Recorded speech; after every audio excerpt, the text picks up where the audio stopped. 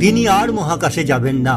মানব মহাকাশ অভিযানের ইতিহাসে অন্যতম সাফল্যময় 27 বছরের দীর্ঘ ও গৌরবময় কর্মজীবনের সমাপ্তি ঘটালেন ভারতীয় বংশোদ্ভূত মহাকাশচারী সুনিতা উইলিয়ামস।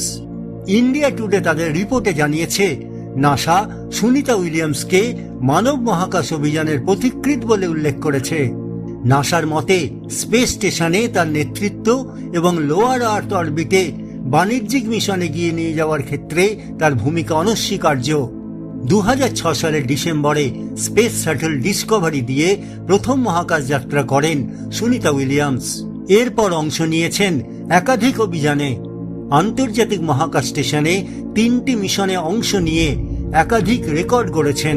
তিনি মোট 608 দিন মহাকাশে কাটিয়েছেন। নাসার কোনো মহাকাশচারীর মধ্যে এটি দ্বিতীয় সর্বোচ্চ।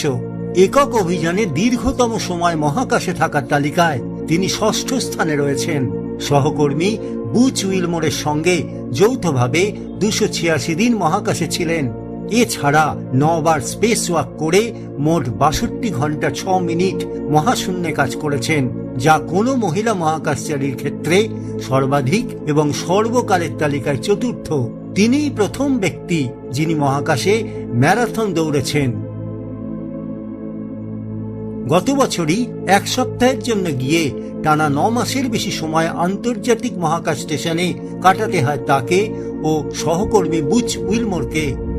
গোটা পৃথিবীবাসীকে উৎকণ্ঠায় রেখে শেষ পর্যন্ত তারা মার্চ মাসে স্পেস এক্সের ক্যাপসুলে পৃথিবীতে ফেরেন। মার্কিন নৌবাহিনীর অবসরপ্রাপ্ত ক্যাপ্টেন সুনিতা উইলিয়ামস 40 ধরনের বিমানে 4000 ঘন্টারও বেশি উড়ান অভিজ্ঞতা সম্পন্ন একজন দক্ষ পাইলট। মহাকাশ যাত্রার বাইরেও নাসার বিভিন্ন গুরুত্বপূর্ণ ভূমিকায় কাজ করেছেন সুনিতা। 2002 সালে বিশেষ অভিযানে অংশ নিয়ে সমুদ্রের নিচে 9 দিন কাটান তিনি। সম্প্রতি মার্কিন চন্দ্র অভিযানের প্রস্তুতির জন্য হেলিকপ্টার প্রশিক্ষণ প্ল্যাটফর্ম তৈরিতেও তিনি যুক্ত ছিলেন। নাসার অ্যাডমিনিস্ট্রেটর জ্যারেড আইজাকম্যান জানিয়েছেন, স্পেস স্টেশনে সুনিতা উইলিয়ামসের নেতৃত্ব ভবিষ্যৎ অনুসন্ধানের দিশা দেখিয়েছে। বলা যায়, ভারতীয় বংশোদ্ভূত এই মহাকাশচারীর অবসরের মধ্যে দিয়ে মানব মহাকাশ অভিযানের এক স্বর্ণালী অধ্যায়ের সমাপ্তি ঘটল।